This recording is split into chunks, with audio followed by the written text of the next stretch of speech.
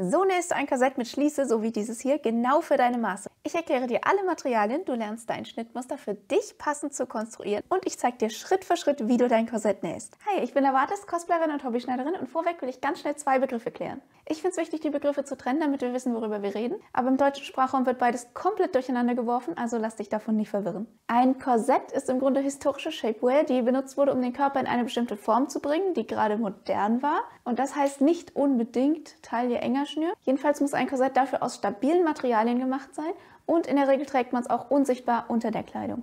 Alles andere, was hübsch dekoriert ist und sichtbar getragen wird, bezeichne ich als Corsage. Hier geht es hauptsächlich um die Optik und dafür muss das Kleidungsstück nicht ganz so stabil sein. Wir nähen heute ein Korsett. Und ja, du kannst in einem Korsett atmen. Nein, ein Korsett ist nicht nur dazu da, die Taille enger zu schnüren.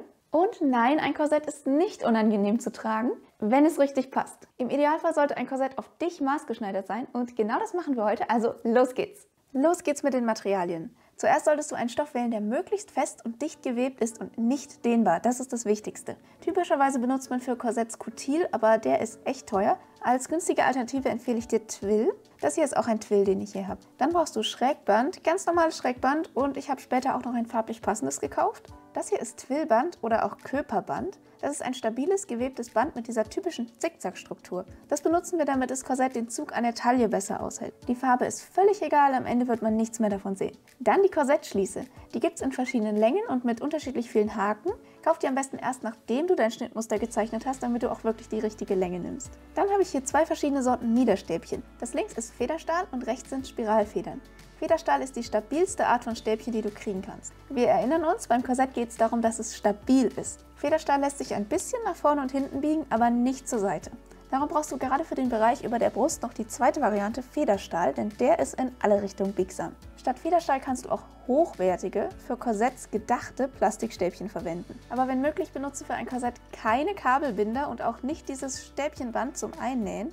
Für ein Korsett sind die nicht stabil genug. Bei einer Corsage sieht es anders aus. Wenn deine Corsage nicht viel aushalten muss, kannst du als Stäbchen nehmen, was du willst, aber für ein Korsett Spiralfedern und Federstahl oder hochwertige Plastikstäbchen. Egal welche Stäbchen du nimmst, ich rate dir, Meterware zu kaufen. Es gibt vorgeschnittene Stäbchen, aber die haben nicht unbedingt immer die Länge, die du brauchst und es ist nicht so schwer, Stäbchen selber zu schneiden.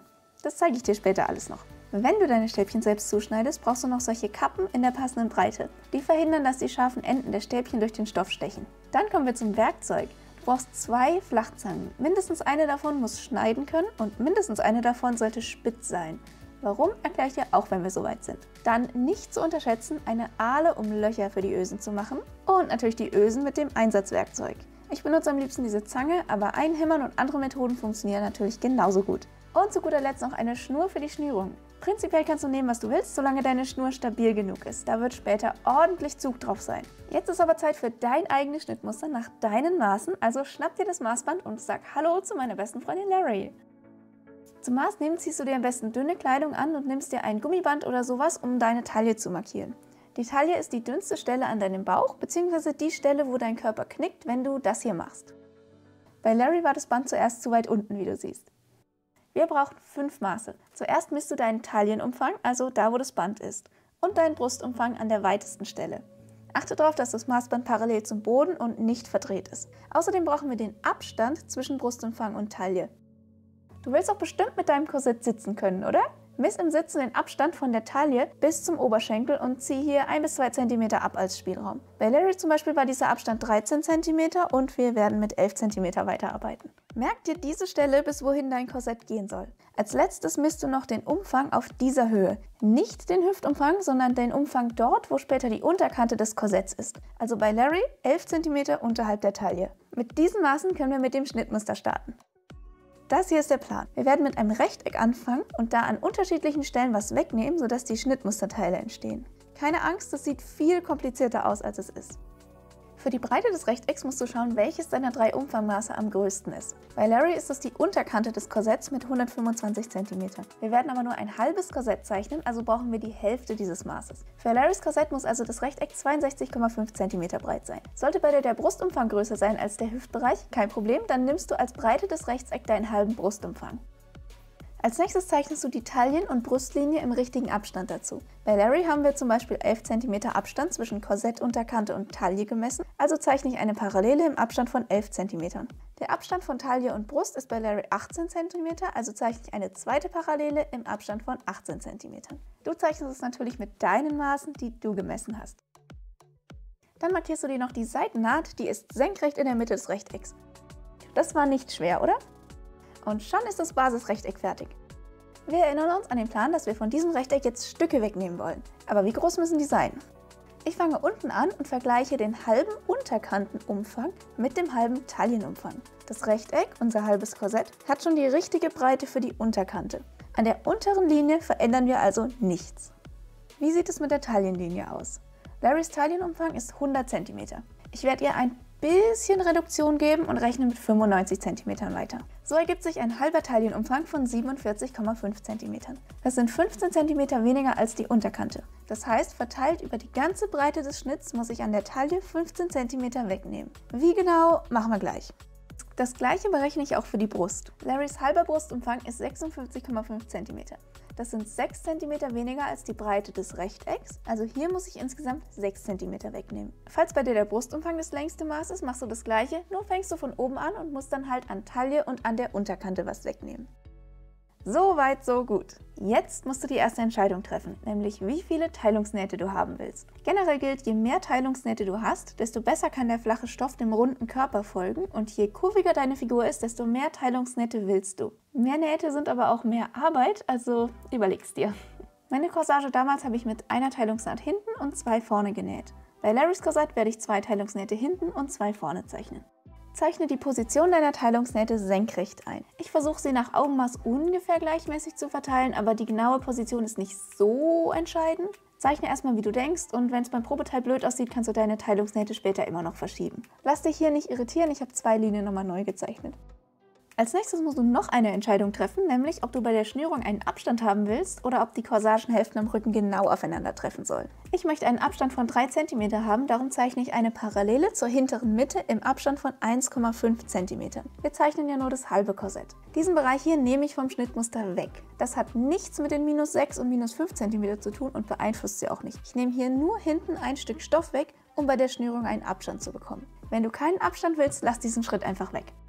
So, jetzt wird's ernst, denn jetzt geht's an die tatsächlichen Schnittteile.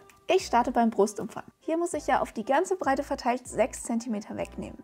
Mit der Seitennaht habe ich 5 Teilungsnähte, auf die ich diese Länge verteilen kann. An der Seitennaht nimmt man immer ein bisschen mehr weg als an den übrigen Nähten. Wenn ich dort 2 cm rausnehme und sonst überall 1 cm, geht's genau auf. Hier habe ich mir die Breiten der Lücken auch schon markiert. Du zeichnest es natürlich mit deinen Maßen, die komplett anders sein können. Genauso geht es jetzt auch an der Taille weiter. Wieder solltest du das größte Stück an der Seitennaht rausnehmen. Hier im Beispiel entscheide ich mich für 5 cm. Jetzt kann ich die Punkte verbinden und so langsam erkennt man auch schon, was es werden soll. So ähnlich sollte das aussehen, wenn du alle Lücken fertig gezeichnet hast. Alles, was schraffiert ist, wird weggenommen und die weißen Flächen dazwischen sind deine Schnittteile. Du bist noch nicht ganz fertig, aber wenn du bis hierhin folgen konntest, hast du den schwierigsten Teil geschafft und kriegst den Rest locker hin. Herzlichen Glückwunsch, ab jetzt kommt kein Mathe mehr. Jetzt geht es noch darum, die Ober- und Unterkante auszuformen. Zeichne an der Unterkante vorne und hinten so eine geschwungene Linie, etwa 1 bis 2 cm nach unten. Verlängere dein Korsett nicht im Bereich der Seitennaht, sonst könnte es dich beim Sitzen stören. Eine ähnliche Linie zeichnest du auch hinten an der Oberkante. So setzt du die Oberkante am Rücken etwas nach unten. Das sieht schön aus und hilft vielleicht auch ein bisschen, dass du die Arme freier bewegen kannst. Damit fehlt nur noch der Bereich über der Brust. Hier musst du ungefähr so eine Linie zeichnen. Du kannst sie vorne in der Mitte nach unten laufen lassen für einen Herzausschnitt oder du kannst sie senkrecht zur vorderen Mitte zeichnen, dann kriegst du eine gerade Oberkante. Ich würde dir echt gerne eine Schritt-für-Schritt-Anleitung geben, auch für den Bereich über der Brust, aber ich muss ganz offen sagen, dass ich das selber noch nicht rausgefunden habe. Und an dieser Stelle muss ich nochmal daran erinnern, dass ich Hobbyschneiderin bin, die sich den ganzen Kram hier selber mit Videos und Blogs und keine Ahnung was beigebracht hat. Meine Methode ist, den Schnitt hier frei Schnauze nach Augenmaß zu zeichnen, dann das Teststück anzupassen und jede Änderung in den Papierschnitt zu übertragen. Das funktioniert. Eines Tages werde ich aber rausfinden, wie echte Schnittdirektrisen das machen und vielleicht gibt es dann ja ein neues Tutorial. Aber ein paar Tipps kann ich dir trotzdem mitgeben. Erstens, die Kanten der Schnittteile müssen in 2 Kurven ziemlich weit auseinanderlaufen. Zweitens, misst die Länge der Linien mit dem Maßband und achte darauf, dass sie gleich lang sind, sonst werden die Oberkanten nicht genau aufeinandertreffen. Drittens, achte darauf, dass diese beiden Ecken ungefähr einen rechten Winkel haben, sonst hat nachher die Oberkante deines Korsetts einen Knick. Wenn du soweit bist, miss mal die Länge der Vorderkante deines Schnittmusters. Weißt du noch, am Anfang habe ich gesagt, zeichne erst das Schnittmuster und kaufe dann die Korsettschließe. Von deiner Zeichnung hängt nämlich ab, wie lang die sein muss. Oben und unten brauchst du jeweils 1 cm Platz, um das Schrägband anzunähen. Das heißt, du brauchst eine Schließe, die 2 cm kürzer ist als die vordere Mitte deines Schnittteils. Wenn zum Beispiel in deiner Zeichnung diese Linie 30 cm lang ist, musst du eine 28 cm lange Schließe kaufen. Jetzt hast du die Möglichkeit, Ober- und Unterkante noch zu verändern, damit es mit der Schließe hinhaut. Okay, Endspurt und letzte Details am Schnittmuster.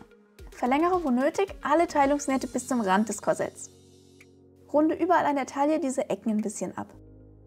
Nummeriere deine Teile und zeichne überall den Fadenlauf ein. Der ist immer senkrecht zur Taillenlinie. Gut gemacht! Damit ist die erste Version deines Korsettschnitts fertig. Als nächstes nimmst du Schnittmusterpapier und überträgst ihn darauf. Bitte schneide nicht deine Zeichnung auseinander. Du wirst garantiert noch kleine Änderungen am Schnitt machen und am einfachsten ist es, die Originalzeichnung anzupassen und dann immer die veränderten Teile neu abzupausen. Achte darauf, beim Abpausen den Fadenlauf und die Markierung für die Taille zu übertragen. Jetzt nähst du dein erstes Teststück und stell dich schon mal darauf ein, dass du mehrere Teststücke nähen musst. Taste dich mit kleinen Änderungen immer weiter vor, bis dein Korsett gut sitzt. Ja, das nervt, aber je mehr Mühe du dir hier mit den Anpassungen gibst, desto besser wird dein Korsett am Ende passen. Pro-Tipp Nummer 1. Nähe dir aus Stoffresten solche 2 Streifen mit Ösen. Die kannst du in deine Teststücke nähen und immer wieder verwenden und so kannst du die Passform viel besser beurteilen. Pro-Tipp Nummer 2. Du kannst mit Schrägbandresten provisorische Stäbchentunnel auf dein Teststück nähen und Kabelbinder reinstecken. Auch das macht einen Unterschied bei der Passform. Und du kannst besser einschätzen, wie es später mit Stäbchen aussieht. Natürlich kannst du auch schon richtige Stäbchen und deine Schließe ins Teststück einnähen und alles später raustrennen. Und wenn du professionell sein willst, solltest du das wahrscheinlich auch tun. Ich bin zu faul dafür. Wenn dein Teststück so sitzt, wie du es haben willst und du alle Änderungen auf den Schnitt übertragen hast, ist es Zeit zum Zuschneiden. Markiere dir bei jedem Teil die Taille, denn die wird später wichtig beim Zusammensetzen. Pass auf, dein konstruiertes Schnittmuster ist ohne Nahtzugabe. Was ich hier angezeichnet habe, sind die Nahtlinien. Schneide deinen Stoff an allen Linien, die von oben nach unten laufen, mit Nahtzugabe zu. Aber an der Ober- und Unterkante musst du direkt auf der Linie schneiden. Diese Kanten werden später mit Schrägband eingefasst und brauchen deshalb keine Nahtzugabe. Jedes Teil brauchst du 4 Mal. Damit du dem Video besser folgen kannst, nähe ich Außenseite und Futter in verschiedenen Farben. Das musst du nicht so machen. Jetzt setzt du dein Korsett zusammen. Stecke die Teile so, dass die Nahtlinien genau aufeinander liegen und achte darauf, dass auch die Markierungen für die Taille überall aufeinandertreffen. Diese Nähte müssen stabil sein, also benutze eine kleine Stichlänge, vielleicht so 2, und verriegele immer am Anfang und am Ende jeder Naht.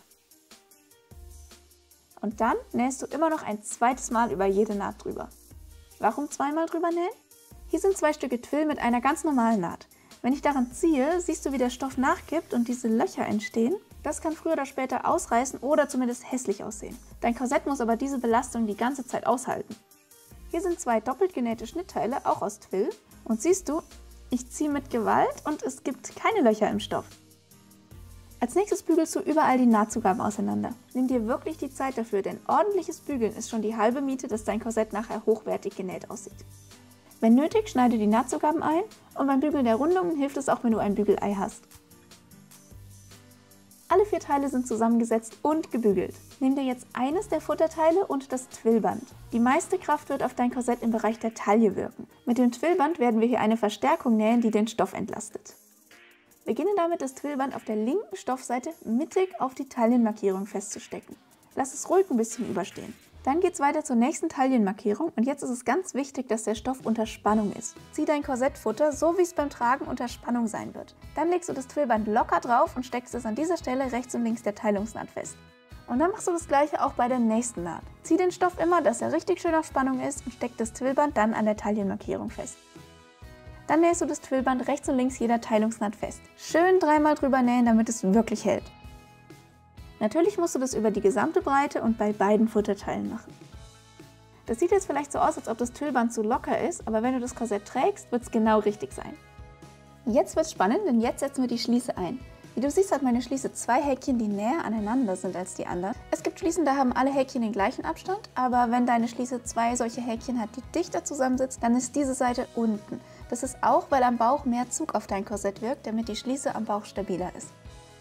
Also so rum musst du sie einnähen.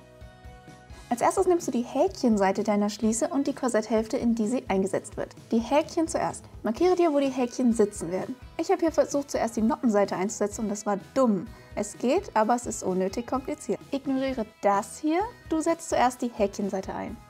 Wenn du alle Markierungen hast, nimmst du das zugehörige Futter und steckst die Vorderseiten rechts auf rechts zusammen. Du hast jetzt das Außenteil mit Markierungen für die Schließe und ein Futterteil mit Twillband. Die Vorderkanten nähst du jetzt zusammen, aber überall, wo ein Häkchen hinkommt, musst du eine Lücke lassen. Also verriegeln, nähen, verriegeln, Nähfuß hoch, Lücke überspringen, verriegeln, nähen, verriegeln und so weiter. Okay? So sieht es dann aus. Diese kleinen Fäden hier kannst du abschneiden, wenn du willst, aber musst du eigentlich nicht, weil die dir nicht in die Quere kommen werden. Und hier sind jetzt die Löcher, durch die wir gleich die Häkchen stecken werden.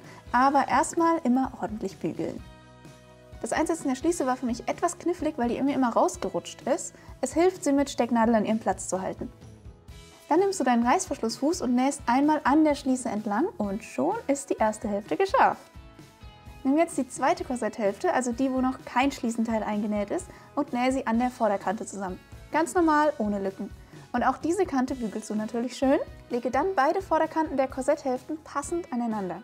Jetzt kannst du ganz einfach in den Löchern der Häkchen Punkte machen und das sind die Markierungen, wo die Noppen hinkommen. Als nächstes nimmst du die Ahle und stichst die Löcher in den Stoff, aber nur durch die Außenseite des Korsetts, nicht durch das Futter. Warum du eine Ahle benutzen solltest, statt Löcher in den Stoff zu schneiden? Weil das Loch so stabiler wird. Die Ahle drückt die Stofffasern nur zur Seite, aber schneidet sie nicht durch. Die Fasern sind noch intakt. Aber wenn du Löcher schneidest, bekommst du lose Faserenden. Die können dann schneller ausfransen und dann kann es passieren, dass die Löcher ausreißen. Der Rest mit der Schließe ist einfach. Du steckst die Noppen durch die Löcher und nähst auch hier mit dem Reißverschluss einmal neben der Schließe entlang. Wenn du willst, kannst du auch noch oben und unten um die Schließe rumnähen, aber das ist eigentlich unnötig, denn die kann gar nicht mehr nach oben und unten rutschen, weil die ja in den Löchern drin sitzt. Bei mir treffen jetzt die Ober- und Unterkanten meines Korsetts nicht exakt aufeinander. Wenn du nur ein bisschen Abweichung hast, so wie ich hier, ist das nicht schlimm, dann kannst du das später noch zurechtschneiden, bevor du das Schrägband annähst. Vorher kommen aber die Stäbchen. Zuerst musst du die hinteren Kanten rechts auf rechts zusammennähen und natürlich auch wieder bügeln. Die Stäbchen sollen immer entlang der Teilungsnähte sitzen, aber davor musst du die Teilungsnähte heften, damit sie innen und außen genau übereinander liegen. Stich mit deiner Nadel direkt in die Naht ein und achte darauf, dass du auf der anderen Seite auch genau aus der Naht wieder rauskommst. Du kannst hier Garn in einer Kontrastfarbe nehmen und es dann während des Nähens rausziehen oder du nimmst farblich passendes Garn, dann kannst du es auch drin lassen und einfach drüber nähen. Dann steppst du alle diese Linien ab, wobei du immer genau in der Naht nähst. Zieh nur das erste Stückchen Heftfaden raus und starte, indem du verriegelst. Dann nähst du Stück für Stück weiter und entfernst immer rechtzeitig das nächste Stückchen Heftfaden. Pro-Tipp: Siehst du, wie ich immer am Ende des Heftfadens ziehe, bevor ich ihn weiter entferne? So kontrolliere ich, ob die Nähte richtig schön eng aufeinander geheftet sind und dass das Futter unten nicht zur Seite rutscht. So bekomme ich ein ziemlich perfektes Ergebnis. Man sieht quasi nichts von dieser Naht, weder außen noch innen. Und zum Vergleich, so kann es aussehen, wenn du einen farblich passenden Heftfaden nimmst und da drüber nähst. Jetzt musst du dich entscheiden, wo du die Stäbchen in dein Korsett einsetzen willst. Hier ist erstmal ein Überblick und keine Sorge, wir gehen alle Schritte genau durch, wie du die Stäbchen schneidest und so weiter. Hier an der hinteren Mitte wirst du 2 Federstahlstäbchen in einem bestimmten Abstand brauchen. Zwischen diese beiden Stäbchen werden die Ösen kommen, also die Aufgabe dieser Stäbchen ist, den Bereich besonders zu stabilisieren. Es ist wichtig, dass du hier Federstahl einsetzt und nicht die Spiralfedern. Warum? Die Ösen werden hier das Korsett zur Seite ziehen und Federstahl gibt zur Seite hin nicht nach. Würdest du hier ein Spiralfederstäbchen einsetzen und die Ösen ziehen dran, biegt sich das zur Seite und dann wird die Kante hinten krumm. Genau das willst du nicht. Umgekehrtes gilt für alle Stäbchen, die über die Brust laufen. Hier sind die Spiralfedern die erste Wahl, weil sie sich in alle Richtungen biegen lassen und so schön an deinem Körper anliegen. Für die Seitennaht und am Rücken ist es relativ egal, welche Stäbchenart du nimmst. Du musst auch nicht an jeder Teilungsnaht ein Stäbchen einsetzen. Larry und ich haben hier zum Beispiel bei der Anprobe gemerkt, dass wir an einer der hinteren Teilungsnähte gar kein Stäbchen brauchen, weil das Korsett auch ohne schon ganz gut sitzt. Andersrum, wenn du merkst, dass du an der Brust zum Beispiel mehr Halt brauchst oder wenn du willst, dass dein Korsett fester wird, kannst du so viele zusätzliche Stäbchen einsetzen, wie du möchtest. Dann lässt du halt zusätzliche Stäbchentunnel entweder auf der anderen Seite der Teilungsnähte oder auch in der Mitte von einem Schnittteil. Für die Stäbchentunnel misst du erstmal die Breite deiner Stäbchen. Du solltest die Stäbchentunnel ungefähr 2 mm breiter machen als deine Stäbchen. Ich habe hier sowohl Spiralfedern als auch Federstahl in 7 mm Breite bestellt, also kann ich alle Stäbchentunnel 9 mm breit machen. Achtung, wenn du unterschiedlich breite Stäbchen verwendest, musst du genau aufpassen, welches davon wohin kommen soll. Und dann nähst du die Tunnel parallel zu den Teilungsnähten im richtigen Abstand. An der Hinterkante, also dort, wo die Ösen sein werden, wird ein Stäbchen genau an der Kante eingesetzt. Und das zweite kommt auf die andere Seite der Ösen für noch mehr Stabilität. So soll das dann aussehen mit 2 parallelen Stäbchen an der Hinterkante und dazwischen wird die Reihe Ösen sein. Also wenn du den ersten Tunnel genäht hast, misst die Breite deiner Ösen. Rechne noch 2 bis 3 mm Spielraum dazu und dann hast du den richtigen Abstand für die zweiten Stäbchentunnel. Diese Öse ist zum Beispiel 1 cm breit, also sollte meine nächste Naht etwa 12 bis 13 mm Abstand zur vorherigen haben. Und so sieht es dann aus, wenn alle Stäbchentunnel fertig sind. Damit sind wir auch schon bereit zum Zuschneiden der Stäbchen. Keine Sorge, wir arbeiten hier zwar mit Metallstäbchen, aber keine davon sind schwierig zu schneiden, wenn du ein paar Tricks kennst. Um die richtige Länge zu ermitteln, legst du dein Stäbchen auf den Tunnel. Lass 1 cm Abstand zum Rand des Korsetts. Hier wird die Kante später mit Schrägband eingefasst und die Stäbchen werden nur bis zum Beginn dieses Bindings reichen. Miss auch an der Unterkante 1 cm Abstand zum Rand, aber schneide dein Stäbchen nicht genau hier ab, sondern gib noch etwa 3 bis 5 mm Toleranz dazu, denn es kommen ja auch noch die Kappen drauf. Es ist auch nicht schlimm, falls dein Stäbchen ein paar Millimeter zu kurz für den Tunnel ist. Die Stäbchen müssen nicht super eng zwischen Ober- und Unterkante sitzen. Lieber sind sie 2 mm zu kurz als 2 mm zu lang, denn dann bekommst du Probleme, wenn du das Binding nähen willst. Spiralfedern kannst du mit ein bisschen Kraft und einer Kombizange schneiden. Manchmal kriege ich sie gleich beim ersten Versuch ganz durch, manchmal wird auch nur einer von 2 Drähten geschnitten. In dem Fall kannst du den zweiten dann sehr leicht mit so einer Zange noch durchschneiden.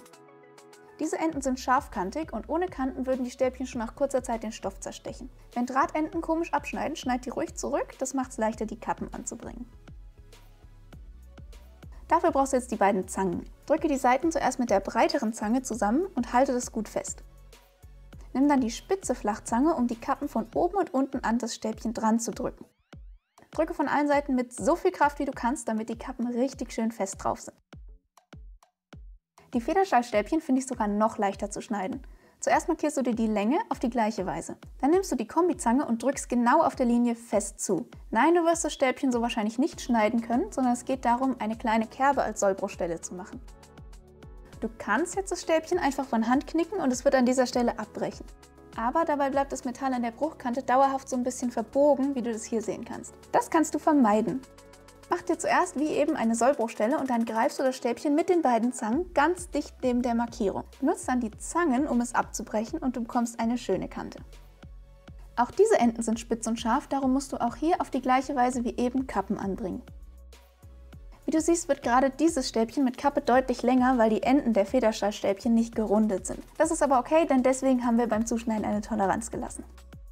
Bevor du die Stäbchen einsetzt, nähe an der Oberkante des Korsetts und nur an der Oberkante bei jedem Stäbchentunnel einen Stopp im Abstand von 1 cm zum Rand. Der sorgt dafür, dass du die Stäbchen nicht zu weit schiebst. Setze jetzt alle Stäbchen ein und zwar zwischen die beiden Stoffe. Das heißt, über dem Stäbchen ist der äußere Stoff und eine Schicht Nahtzugabe und unter dem Stäbchen ist das Futter und eine Schicht Nahtzugabe. Wenn du deine Tunnel breit genug genäht hast, sollten die Stäbchen ganz locker reinrutschen. Sind alle Stäbchen eingesetzt, nähe die Tunnel an der Unterkante des Korsetts zu, ebenfalls im Abstand von 1 cm zum Rand. Benutze dafür am besten den Reißverschlussfuß, denn damit kannst du ganz dicht neben den Stäbchen nähen. Achte natürlich darauf, nicht auf die Stäbchen zu nähen, denn das ist der Tod für deine Nadel. Damit sind wir auch schon bei den Ösen. Jeweils eine Öse kommt nach ganz oben und nach ganz unten. Allerdings nicht in den Bereich, wo später das Binding sein wird. Ich habe mir hier auch eine Stopplinie genäht und die Ösen kommen direkt daneben. Wie schon gesagt, wird die größte Kraft und der meiste Zug auf dein Korsett im Bereich der Taille wirken. Darum haben wir ja dort auch das Twillband eingenäht. Du kannst fühlen, wo genau es sitzt. 2 Ösen kommen ganz dicht neben das Band und zwar so, dass die Scheiben der Ösen auf dem Twillband liegen, aber die Löcher für die Ösen direkt neben dem Twillband sind. Diese 4 Ösen haben einen vorgeschriebenen Platz und was die anderen angeht, da kannst du so viele wie du möchtest gleichmäßig in den Zwischenräumen verteilen. Markier dir überall Punkte für die Löcher. Endspurt! Du bist fast fertig mit deinem Korsett. Fehlen noch die Löcher für die Ösen und die machst du wieder mit der Ahle. Wie schon bei der Schließe solltest du unbedingt die Ahle benutzen, damit dein Korsett möglichst lange hält. Und dann setzt du die Ösen ein mit dem Werkzeug deiner Wahl. Ich nehme ganz gerne diese Zange, weil das schnell geht und leise ist. Der letzte Schritt ist jetzt das Schrägband. Das nähst du ziemlich standardmäßig an, falte es auf und steckst entlang der Kante fest.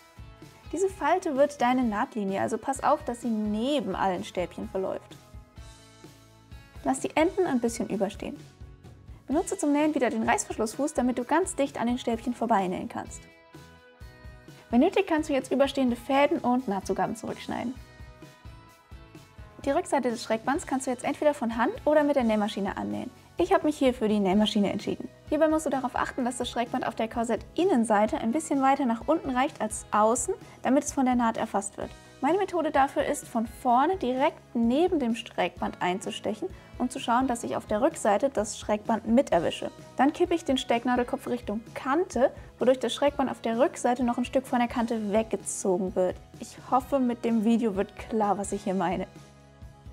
Die Enden des Schrägbands versteckst du, indem du sie unterfaltest, das habe ich aber leider vergessen zu filmen. Dann nähst du von der Außenseite genau neben dem Schrägband entlang, in dieser kleinen Falte zwischen Schrägband und Außenstoff. So bekommst du eine Naht, die von innen super unauffällig ist und von hinten so aussieht. Und hey, du hast es geschafft! Damit ist dein Korsett fertig genäht. Jetzt zeige ich dir noch, wie du es schnürst und anziehst. Du beginnst mit dem Einfädeln oben und zwar in der Mitte deiner Schnur. Beide Enden sind gleich lang und die Außenseiten des Korsetts liegen oben. Erstmal fängst du an, dein Korsett immer über Kreuz zu schnüren, bis du zur Taille kommst, zu diesen beiden Ösen, die direkt neben dem Twillband sitzen. Aus diesen zwei Ösen neben dem Twillband willst du von unten rauskommen. Jetzt nimmst du das rechte Ende der Schnur und fädelst es von oben durch die rechte Öse unter dem Twillband. Du bekommst dadurch so eine Schlaufe. Und dann geht es weiter auf der linken Seite durch die nächste Öse weiter unten. Das gleiche machst du auch auf der linken Seite. Also das linke Ende geht von oben durch die linke Öse unter dem Twillband und dann auf der rechten Seite eine Öse weiter unten. Den Rest schnürst du dann wieder über Kreuz und ganz unten verknotest du die Enden miteinander. Du hast jetzt eine gekreuzte Schnürung mit zwei solchen Schlaufen. Das hier heißt im englischen Sprachraum Bunny-Ear-Methode. Ich habe keine Ahnung, was der deutsche Name ist, aber mit dieser Art der Schnürung kannst du dein Korsett alleine an- und ausziehen. Zuerst hakst du die Schließe ein.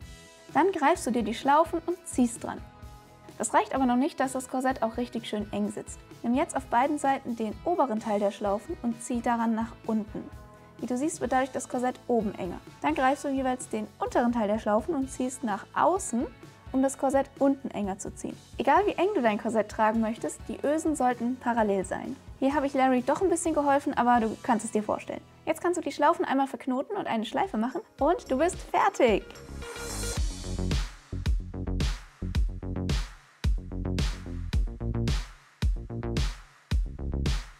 Ich wünsche dir ganz viel Spaß dabei, dein eigenes Korsett zu nähen und ich bedanke mich fürs Zuschauen. Ich hoffe, wir sehen uns wieder in einem anderen Video und bis zum nächsten Mal.